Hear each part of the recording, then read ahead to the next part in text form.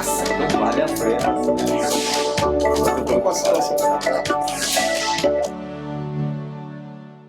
Olá, programa Em Discussão está no ar.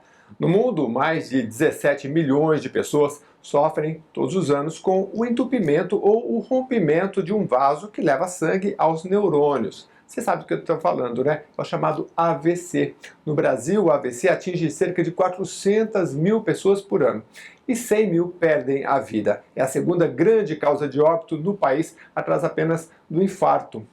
Fica com a gente, vamos conhecer o que pode causar o AVC, como evitá-lo, socorrer pessoas que possam ter um ataque, para evitar mortes, já que o AVC pode, em grande parte, ser evitado. Nosso entrevistado é Ricardo Pacheco, é médico e também gestor em saúde. Já esteve outras vezes aqui, né, doutor? Muito obrigado pela sua presença de novo. Obrigado. Tema muito relevante, até eu pensava antes do programa, né,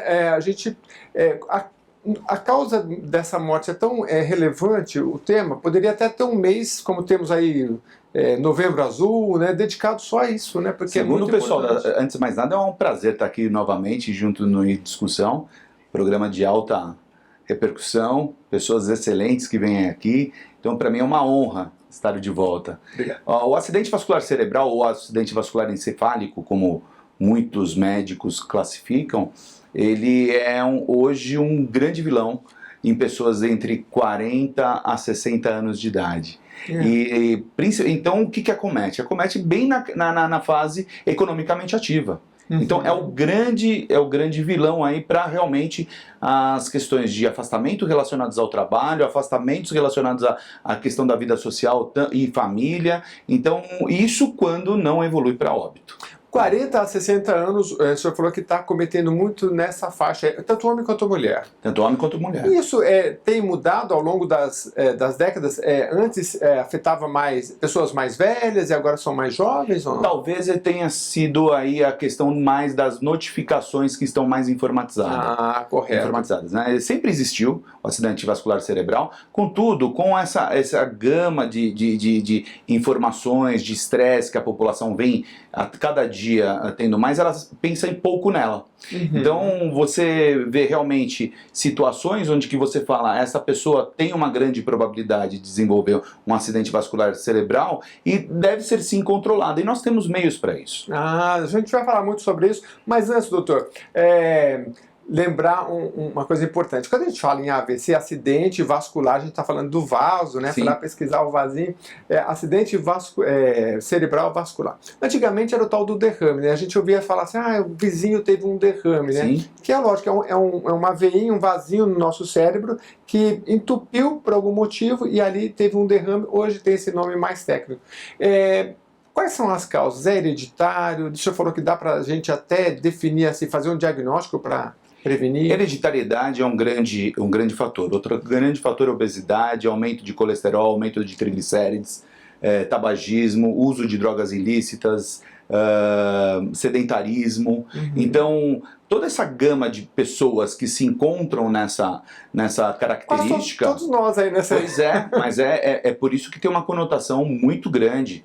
É realmente de se chamar a atenção, e inclusive o que vem fazendo em discussão há um bom tempo, focando já nesse tema do acidente vascular cerebral, é mais do que honroso. Nós, dentro de ambientes relacionados a trabalho, né, como por exemplo na medicina do trabalho, você tem ainda alguns fatores que podem causar aí um certo gerenciamento administrativo dessa pessoa que tem uma suscetibilidade maior para desenvolver o AVC. O AVC, ele é causado ou por um entupimento ou por realmente um extravasamento. Então a gente tem o isquêmico, que é por falta de oxigênio, e aí teria um entupimento, e o vascular, que é o vascular, que é o famoso derrame, né? Que ainda se usa esse nome popularmente dito. Ele se dá por um extravasamento do sangue daquele vaso. O nosso cérebro, ele é como assim, ele tem vasos muito fininhos, assim para a gente falar mais popularmente? Exatamente, porque... muito finos. Né? Ele vem grandes e depois eles vão formando o que a gente chama de anastomoses, que são grandes derivações, até chegar realmente numa capilaridade extremamente delicado, né? Chega até assim, através de microscópio o negócio. Nossa. Né? E aí, ele vai até locais que não alcançam a visão. decisão, né? Até porque eu entrevistei recentemente um médico aqui e ele falou que, por exemplo, quando a pessoa faz a quimioterapia, para o cérebro, ela às vezes tem que ser um método especial porque a quimio não chega até Sim. essa área, né? Porque é realmente muito delicado. Agora, doutor, o que a gente pode marcar, então, daquilo que a gente pode fazer para prevenir alimentação, uma vida mais saudável? Alteração do modus operandi da vida. Uhum.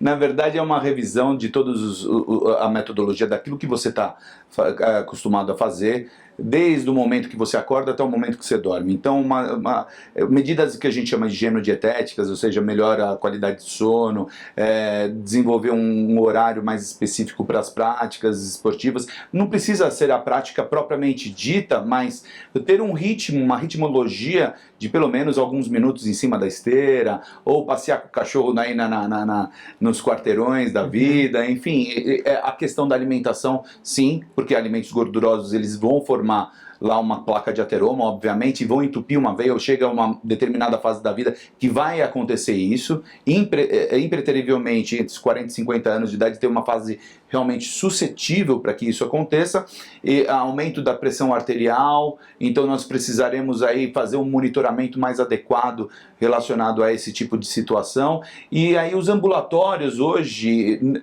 em clínica geral, eles conseguem sim fazer uma triagem adequada e um acompanhamento, não só o médico, quanto as equipes multidisciplinares, que hoje é um grande desafio você ter a necessidade da equipe multidisciplinar, porém com a necessidade de evitar a questão da quebra da ética médica, né?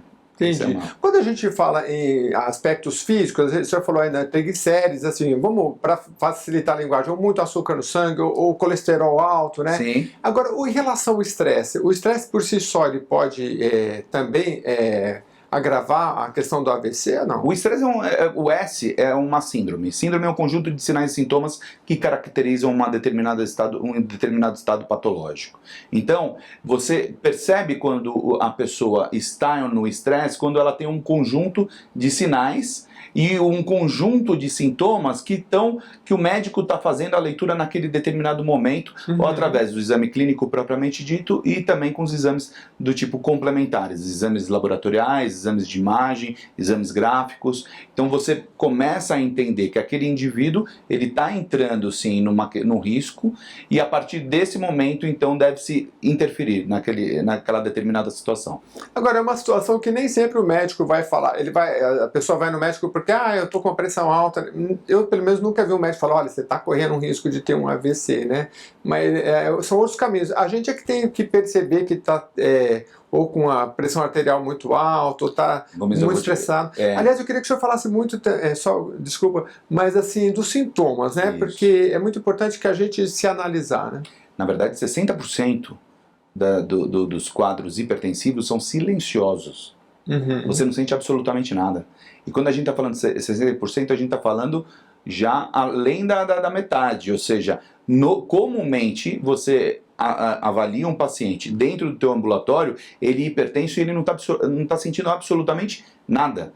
Por isso que os exames periódicos eles são mais do que necessários. Hoje, corretamente realizados. Né? Mas de todas essas questões que o senhor colocou, a pressão arterial alta ou triglicérides alto, tem algum que chama mais atenção, que é mais relevante, ou é esse conjunto? É o conjunto. É o conjunto. O conjunto que vai determinar um grau de risco da saúde da pessoa.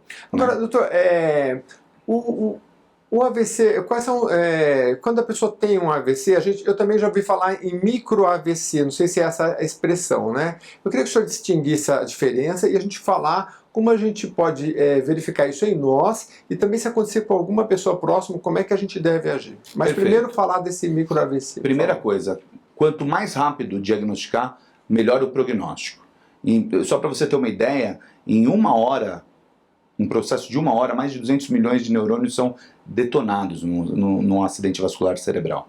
Uma hora? Em 1 hora. Então, quanto mais rápido for o socorro a esta pessoa, mais rapidamente e melhor o prognóstico daquela determinada patologia. Como é que é quando a pessoa tem um AVC? O que ela vai sentir? Ela vai sentir tontura, ela vai sentir calafrios, ela vai sentir um momento de querer desmaiar, ela vai sentir um batimento meio esquisito, mais taquicárdico, ela vai sentir uma prostração, ela vai sentir, às vezes, desvio de rima, que a gente chama, né? Muda a coordenação de ou do rosto, da face, ou de alguma parte do corpo, formigamento nas extremidades. Então, quando ela começa a sentir esse tipo de situação, a melhor coisa a se fazer é procurar qualquer pronto-socorro, tanto público quanto privado.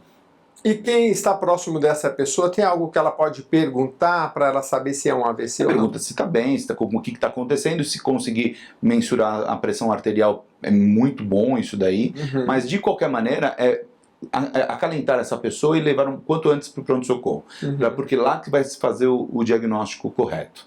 Né? O diagnóstico do acidente vascular cerebral, ele é feito através da tomografia.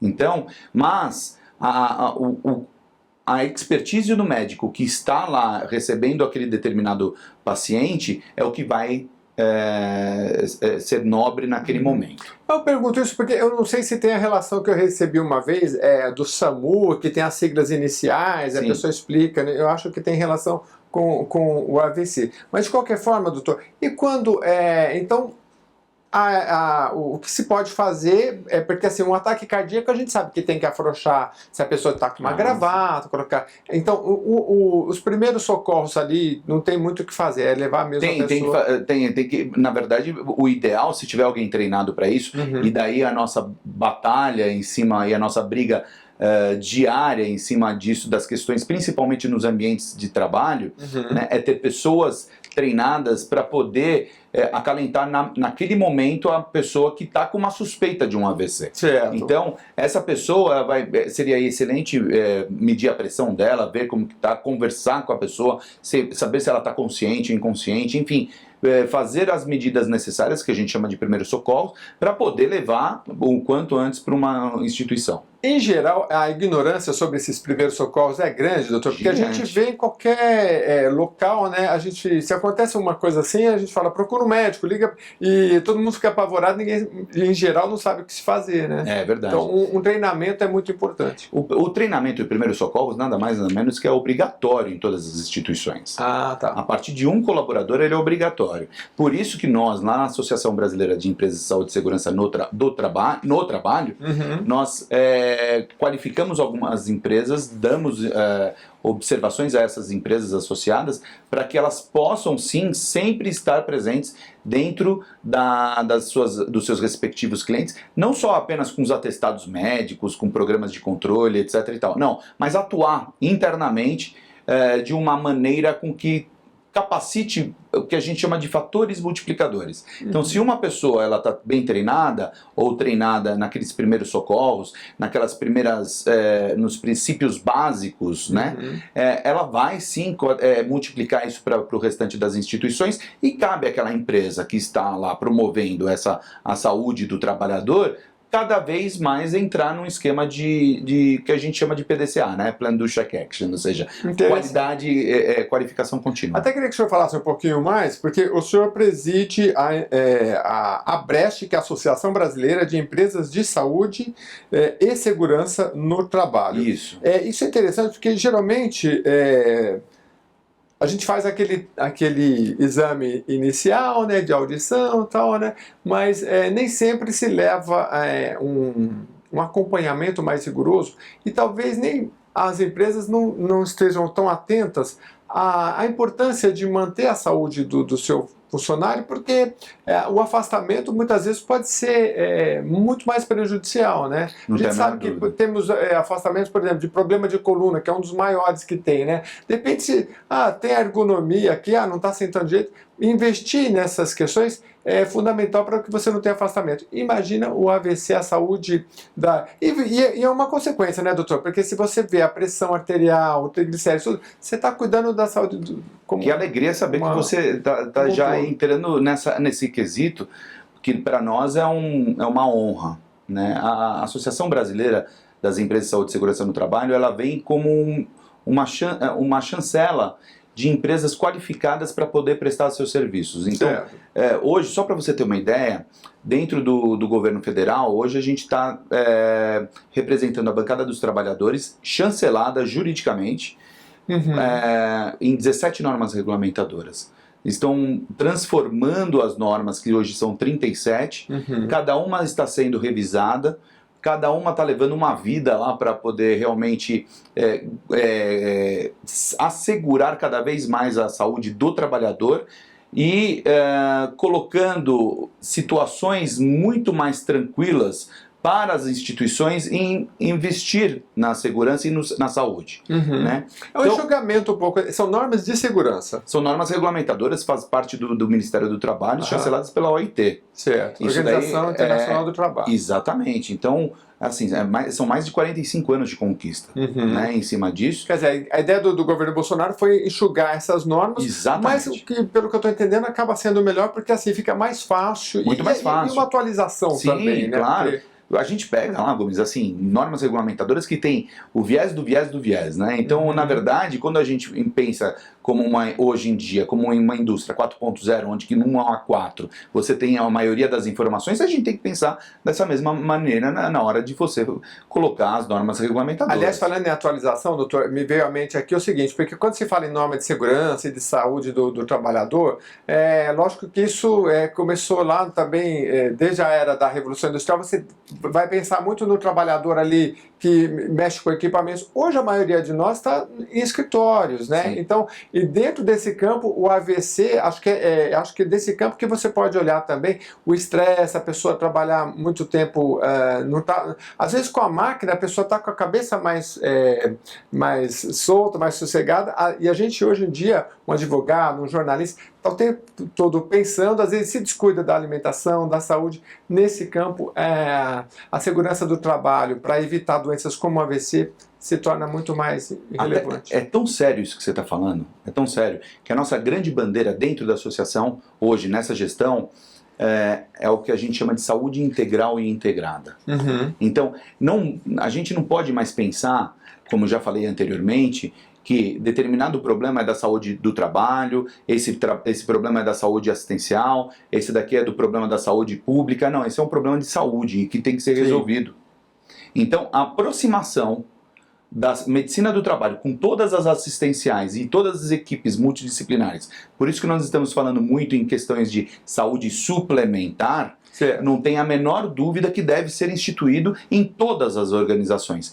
Sinceramente, Gomes, assim, o grande chavão para os próximos anos é que todas as empresas, qualquer CNPJ, serão gestoras da sua saúde local, da sua população local. Somente assim a gente pode começar a entender que o que deve ser, sim, de responsabilidade da operadora de saúde e o que deve ser, sim, responsabilidade do SUS, o Sistema Único de Saúde. Veja só, as últimas notícias que a gente vem absorvendo, principalmente nessa última semana, nas últimas 24 horas saíram na mídia, que milhões de procedimentos não estão sendo resolvidos ou solucionados, entende-se da melhor maneira, por questões de não organização ou uma formatação de uma sistematologia completamente errônea. O nosso modus operandi hoje está realmente sendo revisado em todos os âmbitos. Portanto, a grande participação que a Brest está fazendo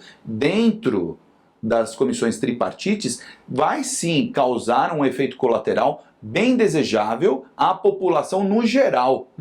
Porque da maneira com que nós estamos trazendo os gerenciamentos de riscos ocupacionais, nós estaremos trazendo um gerenciamento de risco corporativo. E daí nós estamos falando em saúde, trazer saúde para trazer produção para as indústrias, para as empresas, para as instituições. Uma cidade tal qual São Paulo, 65% da população, das empresas, tem 50 colaboradores para baixo. São em estruturas enxutas. Então, quando nós estamos falando em um único afastamento, nós estamos colocando aí uma série de eventos indesejáveis acontecendo. É uma pessoa que está indo para um sistema único de saúde, ou é uma pessoa que está indo para uma operacionalização da saúde na operadora, né, propriamente dita, é uma pessoa que está se afastando do trabalho. Tudo isso poderia ser revisado. de uma maneira correta. Então, quando nós estamos falando em gestão administrativa de saúde, nós estamos falando gerenciamento administrativo da saúde do colaborador, nós estamos falando em gerenciamento de índice de absenteísmo e principalmente da questão da inclusão social. Então, é uma série de fatores que vão acontecendo a partir de um processo que pode ser revisado no admissional daquele determinado colaborador. Né? Que nós vamos lá chegar e ver, olha, aquele determinado paciente, ele está sim suscetível a AVC, hipertensão, ele tem uma base de hipertensão importante, ele tem alterações na sua glicemia, o quão potencialmente nocivo ele está à sua própria saúde e à saúde da corporativa. Sim. Entende? Então é uma série de fatores. E ele também vai atrapalhar o quê? A venda do plano de saúde, porque os planos de saúde hoje em dia, eles vendem tratamento e não é isso que nós queremos. Nós queremos que eles vendam prevenção. Né? Ele vai impactar no SUS, porque ele está tirando o lugar de uma pessoa que realmente necessita. Né? Ele está aumentando a sinistralidade dele por questões de idade, por questões de medicamento, por questões de tecnologia. Então, todo esse processo está sendo revisado. Tem que ser revisado e tem que ser revisado tudo. Achei interessante porque trabalho bastante na prevenção, né? Sim. Porque você, pelo que eu entendi que o senhor está falando, é um novo olhar para essa segurança do trabalho, para a saúde do trabalhador, não só para cumprimento da lei, mas como retorno também para o trabalhador, para a empresa. Depois o senhor vai vir mais vezes aqui para contar para a gente como é que estão essas normas regulamentadoras, enxugando isso tudo, para que a gente possa entender cada vez mais. Mas para voltar um pouco ao tema aqui do AVC, aproveitando também a sua especialidade, doutor, para falar um pouco dessas dúvidas que a população tem em geral, a gente falava dos sintomas e a pessoa que tem um AVC e do micro AVC, né? Porque eu já ouvi casos que a pessoa parece que teve um micro AVC, mas nem estava sabendo, e tem muita gente que é resistente a ir ao médico. Isso acontece o micro AVC? E o que difere de um AVC mesmo, doutor, e de um micro AVC? Na verdade, essa diferenciação entre uma e outra ele envolve todo dentro desse capítulo de acidente vascular cerebral. Então, desde o nanômetro que você possa pegar lá, desde os grandes acidentes vasculares, eles todos fazem parte de um único capítulo, que é o acidente vascular cerebral, que, como eu disse anteriormente, pode ser dois tipos. Ou o isquêmico, né, que é por falta de oxigênio, então algo que algum entupimento de veia, ou rompeu essa veia ou faltou oxigênio. Então esses dois eles têm que ser diferenciados por um especialista da área. Então aí eu deixo realmente a abertura para todos os neurologistas virem aqui falar na tranquilidade. Entendi. Mas eu li também que tem alguns sintomas, por exemplo, a visão pode ficar um pouco embaçada, a visão turva, né? Aqueles sintomas que o senhor colocou ali, a pessoa fica um pouco tontura, né? Agora, é lógico que a gente não vai deixar esse estado todo chegar, né? Por isso a importância da prevenção. O senhor falou da questão, a hereditariedade tem um peso de quanto, doutor? Um peso 50%, 30%? Grande. Não vou falar 50%, mas geralmente quando a gente fala de hereditariedade, entre 20% a 30%, isso é muita coisa. É bastante coisa. Bastante coisa. E agora, acometendo jovens também. Aliás, eu já li, doutor, a gente é mais de ficar sabendo, né? E por isso que eu queria tirar essa dúvida. A pessoa fala assim, a questão do infarto, quando a pessoa vai ficando mais velha, as veias elas vão ficando mais molinhas, mais flácidas, e aí a pessoa fala, é mais fácil uma pessoa nova ter um infarto do que uma pessoa mais velha. Isso é verídico vale para a questão Principalmente nessa fase aí que eu te contei, né, dos 30 aos 60, porque na verdade não formaram as tais das veias colaterais, né? E você entope uma, mas aí começa a ter novos caminhos, né? Que vão se formando de uma maneira natural. E aí então você tem um entupimento muito mais sério numa pessoa mais jovem do que numa pessoa um pouco mais velha, né? E geralmente quem já sofreu um AVC, ele é um forte candidato a sofrer um segundo, terceiro? Pode, ele vai ter que fazer o tratamento dele a vida inteira. Né? É assim, a partir do momento que você desenvolve algum tipo de doença não contaminante, né, não transmissível, né, na verdade, desculpa, mas assim, não transmissível, você vai ter que fazer o acompanhamento ad eterno. Agora, doutor, a pessoa sofreu um AVC, tem que encaminhar aí... O transporte dessa pessoa A melhor maneira possível, mais rápido possível. A gente nem pensa nesse momento. Qual tipo Logicamente, se nós tivermos uma ambulância, um automóvel Mas a pessoa adaptado, geralmente chega a desmaiar. Não necessariamente, não necessariamente. Nós temos, assim, grande parte daquilo que a gente recebe nos diversos pronto-socorros, o paciente ele está quase que andando. Agora, as sequelas vai depender da rapidez do atendimento. Do atendimento. E quais são as principais sequelas, assim, a pessoa... A principal sequela a pior de todas é a morte, obviamente, né?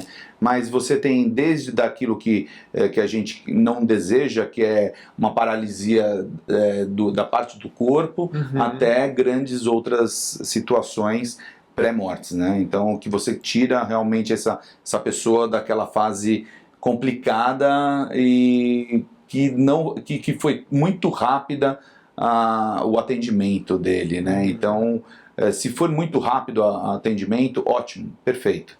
Vamos resolver e acabou, né? E, na verdade, vamos torcer para que isso não continue se propagando. Agora a recuperação aí recuperação vai depender da extensão do negócio. Né? Aí talvez tem que passar por um período. Aliás, uma pergunta aqui também que colocaram: a aspirina é recomendável para quem tem AVC? Na verdade, a aspirina ela entra com um fator antiplaquetário, né? Ou seja, ela é um trombolítico, ela não deixa formação de coágulos lá. Mas todo e qualquer situação onde que você tenha a necessidade de fazer uso de algum medicamento, ele tem que ser prescrito por algum médico e especialista naquilo que estiver sendo aquela determinada patologia.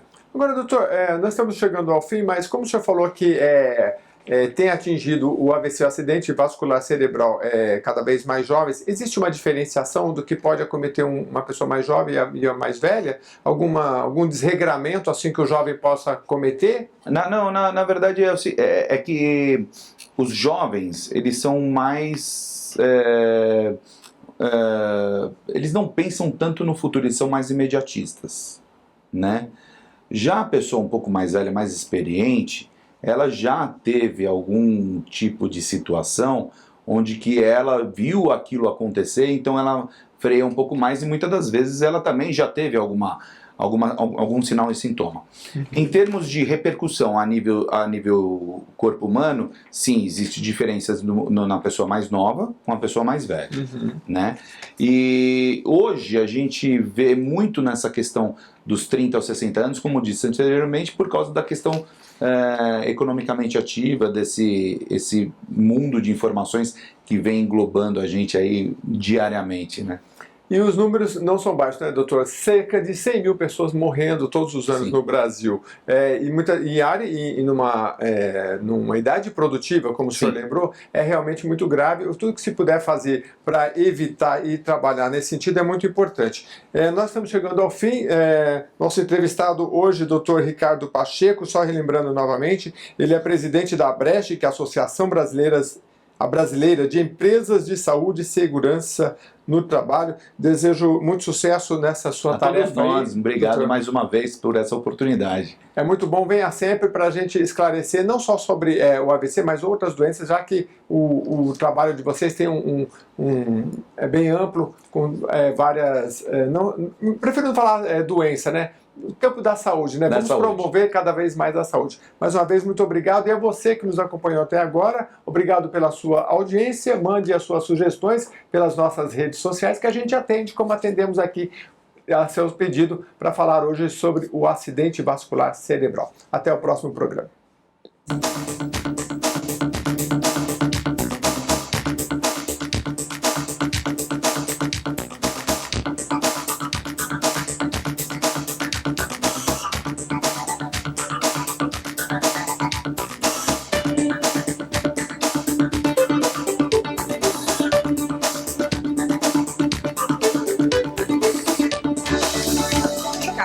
Vale a pena.